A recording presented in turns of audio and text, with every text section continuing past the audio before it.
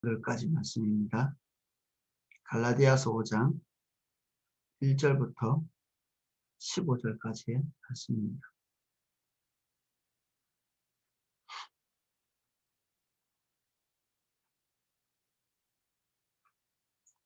제가 한번 빠르게 읽어보겠습니다. 그리스도께서 우리를 자유롭게 하려고 자유를 주셨으니 그러므로 굳건하게 서서 다시는 종의 멍에를 매지 말라. 보라, 나 바울은 너희에게 말하노니 너희가 만일 할례를 받으면 그리스도께서 너희에게 아무 유익이 없으리라. 내가 할례를 받는 각 사람에게 다시 증언하노니 그는 율법 전체를 행할 의무를 가진 자라. 율법 안에서 의롭다함을 얻으려 하는 너희는 그리스도에게서 끊어지고 은혜에서 떨어진 자로다. 우리가 성령으로 믿음을 따라 의의 소망을 기다리노니 그리스도 예수 안에는 할례나 무할례나 효력이 없을 때 사랑으로서 역사하는 믿음뿐이니라. 너희가 다름질을 잘하더니 누가 너희를 막아 진리를 순종하지 못하게 하더냐. 그 권면은 너희를 부르신 이에게서 난 것이 아니니라. 적은 누룩이 온 덩이에 퍼지니라. 나는 너희가 아무 다른 마음을 품지 아니할 줄을 주 안에서 확신하노라. 그러나 너희를 요동하게 하는 자는 누구든지 심판을 받으리라. 형제들아, 내가 지금까지 할례를 전한다면 어찌하여 지금까지 박해를 받으리요. 그리하였으면 십자가의 걸림돌이 제거되었으리니 너희를 어지럽게 하는 자들은 스스로 베어버리기를 원하노라. 형제들아, 너희가 자유를 위하여 부르심을 입었으나 그러나 그 자유로 육체의 기회를 삼지 말고 오직 사랑으로 서로 종노릇하라. 온 율법은 내 이웃 사랑하기를 내 자신같이 하라 한 말씀에 이루어졌나니 만일 서로 물고 먹으면 피차 멸망할까 조심하라. 아멘. 계속적인 권면, 바울의 권면이 갈라디아 교인들에게 주어지고 있습니다. 그리스도께서 우리를 자유롭게 하셨으므로 자유를 주셨으니 그러므로 굳건하게 서서 다시는 종의 멍에를 매지 말라. 우리가 죄와 율법에 우리가 죄의 종이기 때문에 어쩔 수 없이 율법 아래에 있을 수밖에 없죠. 그 율법이 우리에게 있는 죄를 낱낱이 드러내고 그리고 우리가 죄로 인식하지 못하는 영역까지도 하나님의 성령 그리고 율법의 그 높은 하나님의 기준이 우리를 고발하게 되어 있습니다. 그러면 우리가 그 영향력 아래에 있었다면 지금도 그 멍에를 치게 되겠죠. 그리고 여기에서 할례 그리고 절기를 지키는 자들 그리고 율법의 모든 규정들을 지켜야 된다고 말하는 모든 사람들의 그 무거운 멍에를 지지 말라 이렇게 얘기하고 있습니다. 우리가 이미 그 멍에에서 자유케 된 자들이다. 우리가 그 규정들을 온전하게 지키기 때문에 얻을 수 있는 그런 의로움에서 완전히 죽고 우리가 죄사함, 우리는 이미 죄인이지만 그 죄에 대한 대가 지불을 예수 그리스도께서 하셨기 때문에 이런 대속의 은총으로 인한 그 의, 예수 그리스도의 의를 우리가 힘입은 자로서 우리가 죄와 율법의 그 멍에에서 벗어난 그 속박에서 벗어난 자유한 자들이다 이렇게 설명을 하고 있고 이 자유를 위해서 예수 그리스도께서 우리를 위해서 오셨다 그 얘기를 선을 긋습니다. 2절 보라 나 바울은 너희에게 말하노니 너희가 만일 할례를 받으면 그리스도께서 너희에게 아무 유익이 없으리라. 내가 할례를 받는 각 사람에게 다시 증언하노니 그는 율법 전체를 행할 의무를 가진 자라. 율법 안에서 의롭다함을 얻으려는 너희는 그리스도에게서 끊어지고 은혜에서 떨어진 자로다. 할례를 행한다. 그리고 절기를 지킨다. 이러한 그 자체가 문제성이 있는 게 아니라고 저번 시간에 같이 우리 나눴습니다. 만약에 그게 이런 할례를 행하는 것이 문제성이 있는 것 같다. 할례를 행하는 것이 그리스도에게서 끌어지는 것과 동일한 것이다. 이렇게 하면 바울의 행동 중에 디모데를 할례 준 이런 행동들은 이율배반적이죠. 할례에 대해서 아주 이렇게 알레르기 반응을 보이는 것처럼 이것이 그리스도에게서 끊어지는 거라고 이런 격렬한 성토를 하고 있으면서도 바울은 정작 디모데에게 할례를 주고 있거든요. 그러니까 할례 행위 자체에 지금 초점이 있는 것이 아니라 그 할례를 통해서 우리가 구원받을 요소가 갖추어진다고 생각하는 이 가치관에 대해서 정죄하고 있는 거죠. 뭐 뒤에 더 자세히 설명하고 있지만 6절에 보면 할례나 무할례나 효력이 없다는 것입니다. 하든지 말든지 이것이 우리에게 효력이 없다는 것이죠. 이미 우리에게는 완전한 것이 와 있기 때문에. 그래서 할례를 받아야 되겠다고 생각하는 사람들, 그리고 이 이스라엘에서 왔던 이 본토에서 온 예루살렘에서 온 이 사람들이 율법에 대해서 이 얘기를 하면서 이러한 것들을 행해야만 너희 구원의 요소가 이루어진다. 이렇게 가르치는 것은 하나님의 은혜에서부터 벗어나게 되는 것이다. 그러면 율법에 수없이 많은 율법이 있는데 그 율법 중에 몇 가지를 지킨다고 우리의 구원의 요소가 이루어진다고 하면 우리 눈이 이렇게 한쪽을 이렇게 보고 있는 거죠. 장님처럼 이렇게 되는 것입니다. 우리가 도둑질 실컷 해놓고 사람은 안 죽였어요라고 말하는, 내가 조금 이렇게 뭐 가늠하고 이렇게 했을지 모르지만 내가 거짓말은 안 해요. 뭐 이런 식이죠. 율법의 한 부분은 항상 비어 있는데도 우리가 지키려고 몸부림쳤던 그 어떤 한 극소수의 그 율법들, 그 계명들의 그 의로움을 주장하는, 이것은 마치 이렇게 그 옛날 그 물통들은 나무로 만들었잖아요. 길쭉하게 이렇게 세로로 세워가지고 한쪽이 이렇게 30cm짜리 이렇게 큰 통이라 할지라도 한쪽이 1cm밖에 안 되면 그 물은 다 새는 거죠. 모든 곳이 다 이렇게 막혀 있지 않으면 새게 돼 있는 것입니다.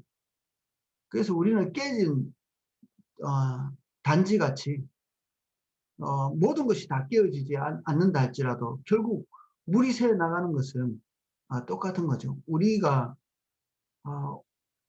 완전히 율법의 의로움을 충족시키려면 정말 우리는 완전함으로 이렇게 아예 나아가야 되는데 율법을 통해서 그렇게 될 가능성이 없죠.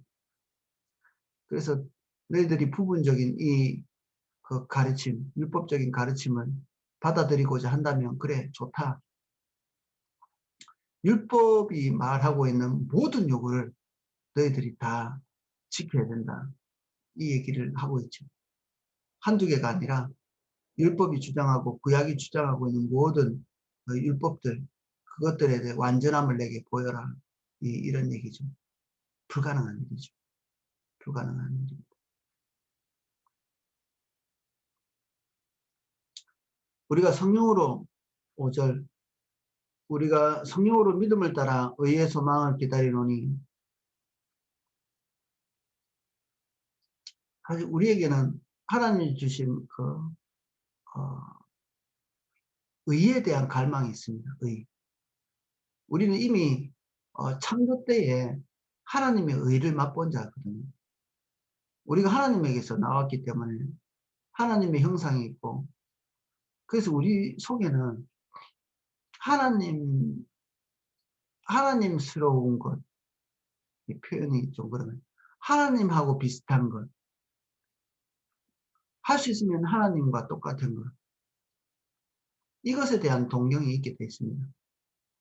우리가 그것을 먹고 마시고 그리고 하나님으로부터는 생명을 누리면서 사는 것이 우리 인간이 원래 누렸던 그런 사이즈입니다. 그러니까 다른 것으로 만족할 수 있을 리가 없죠. 우리는 원래 그렇게 하는 건데 왜 재벌 부자들 막 이렇게 평생을 그렇게 산 사람이 우리 재벌이 아닌 사람처럼 살려면 어, 고통스럽죠. 그거 자체가. 우리는 별 문제 아닌데 그들에게는 고통스러운 일이 될 것입니다. 우리가 하나님으로부터 완전한 것, 뭐 재벌에 비할 것이 아니죠. 하나님은 완전하신 분이기 때문에 인간이 하나님으로부터 창조함을 입었을 때 우리는 무엇을 먹고 사느냐? 하나님의 완전한 것을 먹고 살았던 사람들입니다. 영, 육, 혼 모든 전방위적으로 하나님께서 우리를 완벽하게 채우시기로 결정하시고 우리를 만드셨기 때문에 하나님으로부터 오는 것이 우리에게서 결핍되는 순간부터 우리는 만족이 없죠. 다른 것으로 채워봤자 소용이 없죠. 소용이 없습니다.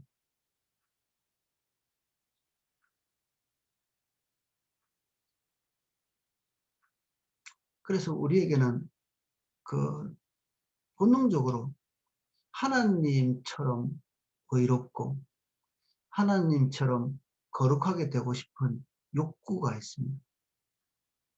하나님처럼 되고 싶은 욕구.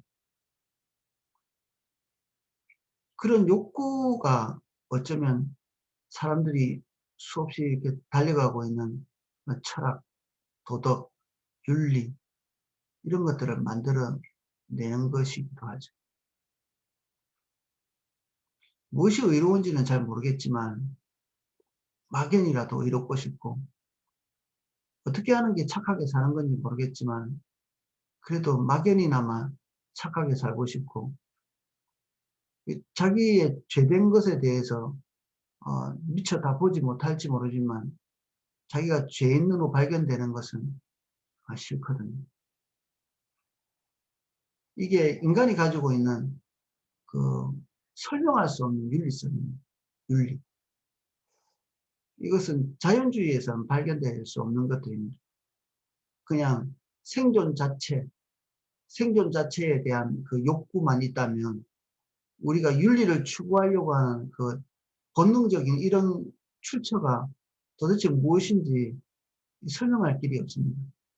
그냥 동물처럼 약한 사람 괴롭히고 양육강식으로 이렇게 살아가면 되는 것이지 우리가 사랑하지 못할 때, 그 윤리적이지 못할 때 우리가 죄책감을 느낄 필요는 없거든요. 근데 이런 것이 모든 사람 속에 조금씩은 다 있습니다. 현저히 화에 맞아서 양심이 그냥 그 붕괴되어 있는 이런 소수의 사람들이 아니라면 대체적인 사람 마음속에는 의와 그리고 윤리에 대한 갈망들이 있죠. 정도의 차이가 있겠지만. 그런데 방향을 우리가 율법적인 것으로 잡으면 안 됩니다. 우리 스스로 좀 이렇게 그럴듯하게 보이기 위해서 이것도 행하고 저것도 행하는, 제가 부산에서 제일 갑부인 어떤 사람이 어, 자기 죄된 것, 뭐 무수한 뭐 범죄를 했을 거 아니겠어요. 그것에 대한 속죄를 하고 싶었던 모양이죠. 그래서 절에 가가지고 그 속죄하는 방법을 물었는데, 뭐 불교식으로 말하면 이 업보에서 벗어날 수 있는 길이 무엇입니까? 예, 그 절에서 내준 처방이 사람들에게 물을 나누어 주라고. 그래서 지하수를 개발해가지고 그 집 담벼락 바깥으로 수도꼭지가 나와 있는데 사람들이 아침마다 거기서 그 물을 받아가요. 그 지하수를 받아서 예, 가죠. 아, 그 착한 것이 나머지 모든 죄를 덮을 수 있다면 예, 의미 있는 일이지만 그 물을 나눠주는 그 행동이 그가 갈망하고 있는 그 윤리적인 그리고 하나님의 기준이 우리에게 요구하고 있는 그 윤리적인 기준, 그것들을 충족시킬 리가 없죠. 한 면에서는 이해가 되면서도 한 면에서는 저 어림도 없는 노력을 하고 있는 것이라고 볼 수 있습니다.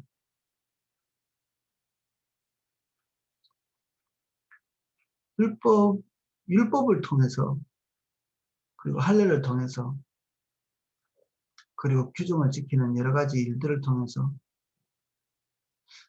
의로움을 채우고자 하는 시도들, 이것은 우리의 본능적인 부분이기도 하고, 화면에서는 눈이 가려진 것이기도 하고 그렇습니다. 그러면 우리가 성령으로 믿음을 따라 의의 소망을 기다리노니 6절 그리스도 예수 안에는 할례나 무할례나 효력이 없을 때 사랑으로서 역사하는 믿음뿐이니라. 예수 그리스도 안에서 우리가 그 믿음으로 예수 그리스도께서 우리를 위해서 대속하시고 속죄하시고 그리고 완전한 값을 지불하신 이 사실에 대해서 우리가 믿고 받아들이는 이것이 우리에게 효력이 있는 의로움이다. 7절 너희가 다름질을 잘하더니 누가 너희를 막아 진리를 순종하지 못하게 하더냐. 바울과 함께 있었을 때는 이 진리 위에 굳건히 서 있었던 것 같습니다. 바울이 1차 전도여행을 마치고 다른 곳에 복음을 전하러 가고 2차 전도여행을 시작하기 전에 사실 그 기간이 한 1년 정도 간격이 있었다고 볼 수 있는데 그 사이에 이런 일이 있었던 거죠. 그래서 한 면에서는 은근히 그들에게 올바르지 않은 복음을 전하고 있는 사람들에 대한 어떤 그 정죄 이런 것들을 은근히 하고 있는 모습이기도 합니다. 누가 8절 그 고면은 너희를 부르신 이에게서 난 것이 아니니라. 예루살렘에서 왔던 그 유대인들이 갈라디아 교인들에게 이런저런 권면을 했겠죠. 다 좋은데 너희들 이것도 하고 저것도 하고 저것도 해라. 이렇게 지시 내린 그 권면이 하늘로부터 온 것이 아니라는 것입니다. 듣기에 그럴듯하고 그리고 논리적이고 그리고 그럴듯해 보이지만 하늘로부터 온 것과 하늘로부터 오지 않은 것이 분별되어져야 된다. 그럴듯하다고 다 하나님으로부터 온 것은 아니죠. 우리는 진리가 아님에도 불구하고 우리가 수긍하는 경우가 있거든요. 그렇구나. 그렇구나. 이게 하나님으로부터 온 정보만 이렇게 느끼는 것이 아니라는 거죠. 우리 안에도 항상 율법적인 방향성이 내재하고 있기 때문에 이런 것들을 얘기할 때 우리가 받아들일 만한 어떤 그 빈 자리가 있는 거죠. 우리에게 그런 빈자리가 없었다면 받아들이지 않겠죠. 바울이 그들에게 복음을 전할 때 하나님의 성령께서 역사하셔서 그들이 예수 그리스도로 말미암는 의로움 그것을 붙들었지만 성령에 의해서 나머지 육신적인 경향성이 그들이 분투하고 노력해서 어떤 그 의로운 위치에 서려고 하는 이런 욕구들이 이 사람들이 오기 전에 어느 정도 있었을 거거든요. 우리는 본능적으로 그러니까. 그런데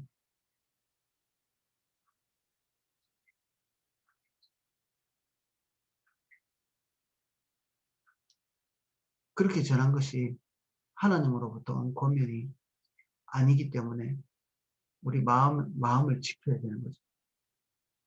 아가새는 닫힌 우물이 되라. 물이 오염되지 않도록 그 위에 항상 뚜껑이 닫혀 있어야 되는 거죠. 항상 열려져 있고 오물이 들어가는데도 그대로 방치하고 이렇게 해서는 우리 안에 하나님께서 주신 은혜가 그대로 지켜질 수가 없죠.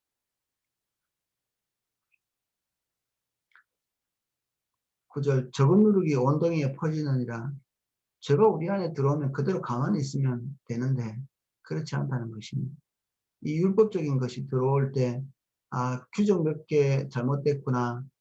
그리고 바울이 전해준 그 기본적인 믿음에서 좀 교리 몇 개 정도 이탈되거나 이렇게 되는 것이 아니라 그것이 들어오는 순간에 우리의 몸 전체를 더럽히는 점점 확산되어지는 죄는 항상 확장성을 가지고 있거든요.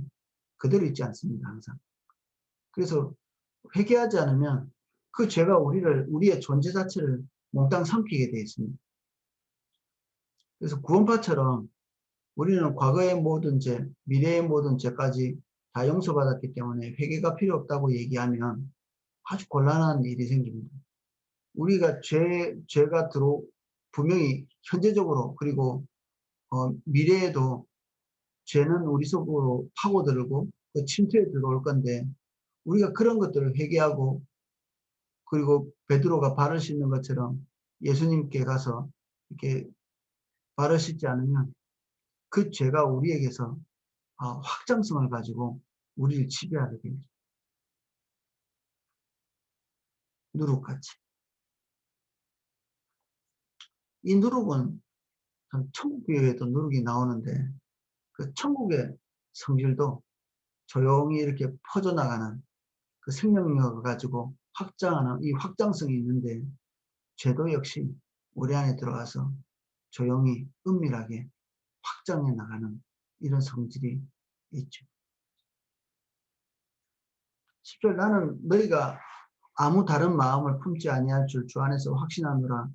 그러나 너희를 요동하게 하는 자는 누구든지 심판을 받으리라. 화살을 그 올바르지 않은 복음을 전하는 자들에게 겨누고 있습니다. 형제들아 내가 지금까지 할례를 전한다면 어찌하여 지금까지 박해를 받으리요. 그리하였으면 십자가의 걸림돌이 제거되었으리니 너희를 어지럽게 하는 자들은 스스로 베어버리기를 원하노라. 할례는 가죽을 베어버리는 건데 이게 말의 뉘앙스를 비슷하게 해서 어떤 풍자 같은 거죠. 한 면에서는 해악이기도 하고 그들이 가죽을 베는 것, 살을 베내는 것 이런 것들을 의롭다고 여기면 하나님 앞에서 올바르지 않기 때문에 차라리 그 말을 하는 그들을 베어버리라는 겁니다. 이 교회에서 제거하라는 거죠. 정말 배워야 될 것은 가죽이 아니라 이런 올바르지 않은 복음을 전하는 이러한 사람들이 배임바 되어야 된다. 우리에게서 떨어져 나가야 된다는 것입니다.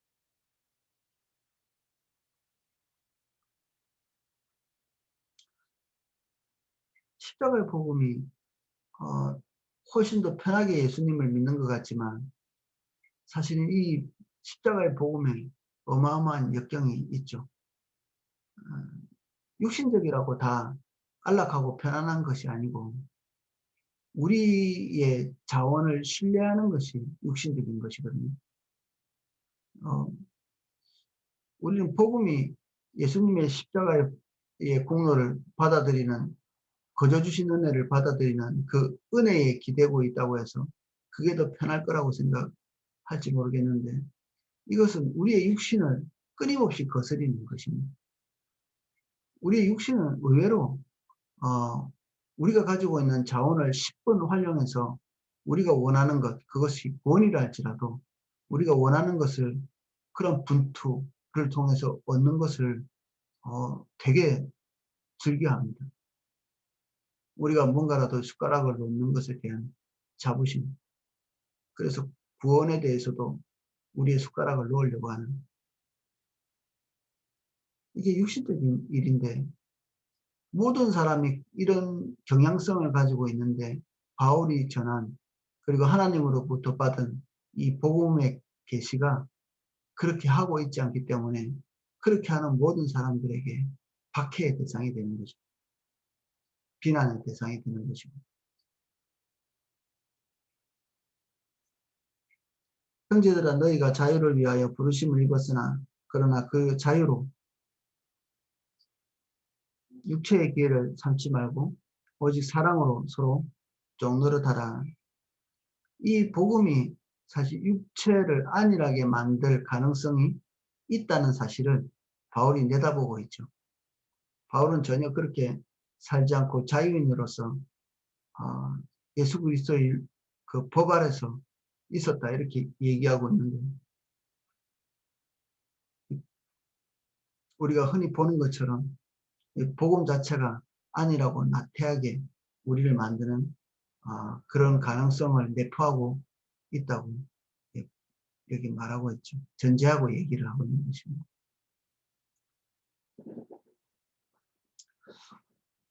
온 율법은 내 이웃 사랑하기를 내 자신같이 하라 하신 한 말씀이 이루어졌나니 만일 서로 물고 먹으면 피차 멸망할까 조심하라. 율법을 그렇게 지키고 싶냐? 그러면 사랑하라는 것입니다. 율법은 하나님을 사랑하고 이웃을 사랑하는 이 사랑의 계명 안에 완전하게 다 포함되어 있기 때문에 하나님께서 우리에게 부어주시는 그 성령의 은혜 안에서 사랑으로 행하라 이 얘기를 하고 있죠. 율법주의자들은 그 안에 계명 몇 개를 지킬지 모르지만 절대로 사랑이 거할 수 없습니다. 아주 삭막하고 메마르고, 그리고 우리가 사도행전에서 이렇게 보았듯이 그들이 가지고 있는 종교성이 사랑과 관용 이런 것들을 산출하지 못하죠. 바울에 대한 그들의 태도가 굉장히 불합리하고, 그리고 모함하고 거짓말하고 살인하고 그리고 폭력을 행하고, 이런 것들이 이 율법을 행한다고 하는 사람들에게서 계속해서 나타나고 있는 걸 볼 수 있습니다. 심지어 그 바울을 정죄했던 그 어떤 제사장은 율법을 행한다고 그 율법의 규정들을 지켰는지 지키지 못했는지 이 바울에 대해서 이렇게 심판하겠다고 앉아가지고 율법의 규정을 그 자리에서 심판하는 그 자리에서 어기고 있는, 그래서 바울로부터 혹독한 비난을 당한 이런 일도 있죠. 사랑이 우리를 율법을 완전하게 합니다. 사랑하는 사람이 율법을 능가하는 규정을 가지고 있습니다. 그 600가지가 넘는 그 율법이 우리에게 주어진다 할지라도 우리가 사랑을 가지고 형제를 그리고 하나님을 대면하면 그 600가지가 넘는 그 율법보다 훨씬 더 높은 수준의 규정들을 이미 지키고 있는 것을 우리 스스로 발견하게 됩니다. 사랑을 잃으면 15절같이 되죠. 물고 먹고 그리고 피차 멸망하게 되고 그렇습니다. 그래서 이 어떤 영적 전쟁이 있을 때 전에도 한번 같이 나눴는데, 이 유대인들이 와서 올바르지 않은 규정들을 가르치고 또 교회가 당연히 바울이 전한 복음과 다른 것을 전하니까 유대인들이 하고 있는 그런 격렬한 종교성을 가지고 있는 그런 행동들이 갈라디아 교회에 파급되겠죠. 누구의 말을 들을 때 영적인 것도 고스란히 이렇게 들어오는 것 같아요. 유대인들의 가르침이 그들에게 침투해 들어올 때 유대인들이 가지고 있던 모든 종류의 부도덕, 영적 상태 이런 것들이 고스란히 들어오겠죠. 종교적인 아집, 그리고 위선, 이게 어쩔 수 없이 파고 들어올 수밖에 없습니다. 신천지의 교리를 받아들이면 신천지 교리 몇 개를 잘못 알고 있는 그리스도인이 되는 게 아니라 뼛속까지 신천지가 되죠. 그들이 가지고 있는 모든 종류의 부도덕과 그 악함, 그리고 영적인 눌림, 그리고 저주 이런 것까지 같이 포함해서 들어옵니다. 우리가 주님을 따라가면 주님께서 주시는 진리, 교리 이것만 우리를 지배하는 것이 아니라 하나님으로부터 오는 모든 생명이 우리를 지배하는 것처럼 이 동일한 것이죠. 그래서 이 갈라디아 교인들에게 닥쳐있는 어려움은 이 교리 몇 개를 잘못 알고 있는 이 교리적인 오류라기보다는 유대인으로부터 오는 총체적인 악함, 이런 것들에 노출되어 있는 것이죠. 근데 그들과 똑같은 행동을 이렇게 하면서 대적할 수는 없습니다.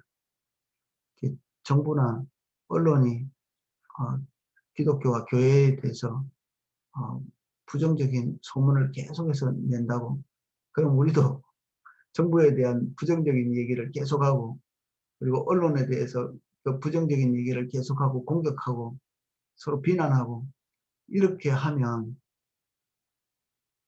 이게 승리의 길을 가는 게 아니라 이게 진짜 영적인 패망의 길로 가는 거거든요. 그래서 영적 전쟁을 할 때는 그들과 힘과 힘 대결을 하는 게 아니라 보이지 않는 영적인 싸움을 하는 것이죠. 영적인 싸움은 구체적으로 말하면 그 반대 정신인데, 프란체스코의 기도, 이 사람이 한 기도가 이 반대 정신을 적나라하게 드러내고 있는 영적인 어떤 원리를 설명하고 있습니다. 주님, 저를 당신의 도구로 써주소서. 미움이 있는 곳에 사랑을, 다툼이 있는 곳에 용서를, 분열이 있는 곳에 일치를, 의욕이 있는 곳에 신앙을, 그릇됨이 있는 곳에 진리를, 절망이 있는 곳에 희망을, 어두움의 빛을, 슬픔이 있는 곳에 기쁨을, 위로받기보다는 위로하고, 이해받기보다는 이해하며, 사랑받기보다는 사랑하게 하여 주소서. 우리는 줌으로써 받고 용서함으로 용서를 받으며 자기를 버리면서 죽음으로써 영생을 얻기 때문입니다. 이게 영적 전쟁의 아주 원리를 고스란히 담고 있다고 볼 수 있습니다. 우리가 독한 말을 많이 하면서 우리를 비난하는 사람에게 같이 독한 얘기를 하면서 방어하고 그들을 비난하면 우리 마음이 뭐 한 몇 초 정도 이렇게 모르죠. 이렇게 통쾌할지 모르겠는데 우리의 영혼이 죽게 되어 있습니다. 그래서 함부로 이 기독교인들을 비난하는 그런 글을 써놓은 곳에 블로그 같은 데 들어가서 댓글을 이렇게 남기거나 이렇게 해서는 안 됩니다. 그냥 그런 것들은 읽지도 말고 그냥 내버려 두고 대꾸하지 않는 것이 제일 좋습니다. 침묵하고 축복하고 용서하고 관용을 베풀고 그리고 잊어버리는 것입니다. 상관하지 않는 거죠.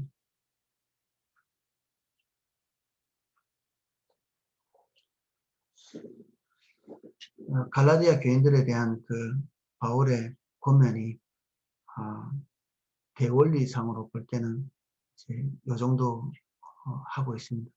바울의 그 글의 특징이 이 대원리를 설명하고 난 다음에 항상 이 구체적인 지침을 어떻게 하면 될 것인가, 어떻게 하면 이 대원리를 따라서 이렇게 걸어갈 수 있는가, 삶의 구체적인 지침에 대해서 얘기하고 있는데 이 나머지 부분들, 남아있는 갈라디아서 서신들이 그런 구체적인 행동 규범이라고 할까, 그 생활 규범, 이러한 것들인데 다음 시간부터 이런 부분들을 살펴보도록 하겠습니다. 네, 기도하겠습니다.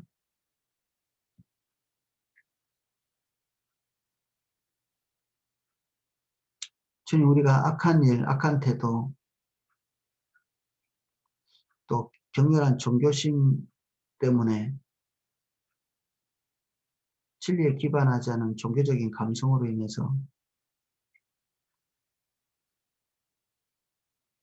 오히려 그 세상이 가지고 있는 무식한 그 분노의 그 강물에 같이 뛰어들지 않도록 은혜를 베풀어 주십시오.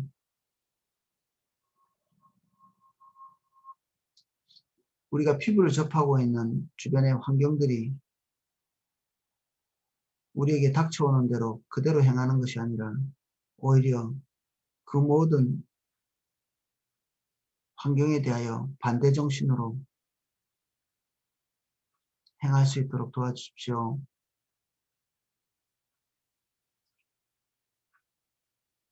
우리에게 명철을, 우리에게 사랑을, 더 큰 관용을, 우리에게 더 큰 지각을 하나님 허락해 주십시오. 이 새벽에 하나님 우리에게 성령을 더 기름 부어 주십시오. 땅에서는 기대할 수 없고 세상에서도 또 우리 자신에게서도 기대할 수 없는 하나님의 생명을 이 새벽에 하늘로부터 체험받을 수 있게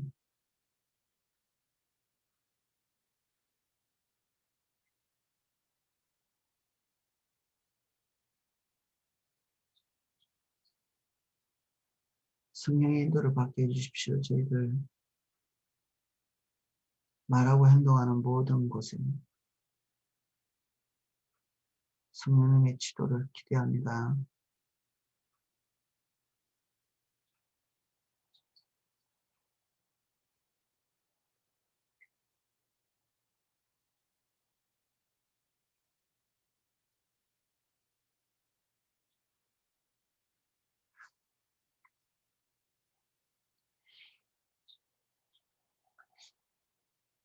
예수님 이름으로 기도합니다. 아멘. 우리가 어쩔 수 없이 섬김을 하고 섬기는 자리에 있고 그리고 세상에서 살다 보면 이렇게 반대 정신으로 살지 못해서 화내는 자에게 화내고 그리고 인색한 자에게 우리도 인색하고 그리고 미움이 있는 자와 똑같이 미움으로 대하고 이렇게 되기 쉬운데 우리가 이 시간에 좀 그런 부분들을 점검하고 우리가 반대 정신으로 행하지 못한 것 이런 부분들이 있다면 하나님께서 이렇게 전환해 주시도록 성령께서 우리를 조명해 주시는 대로 이 부분을 전환하고 지나가는 저와 여러분 되시기를 예수님 이름으로 축복합니다. 잘 기도하실 수 있도록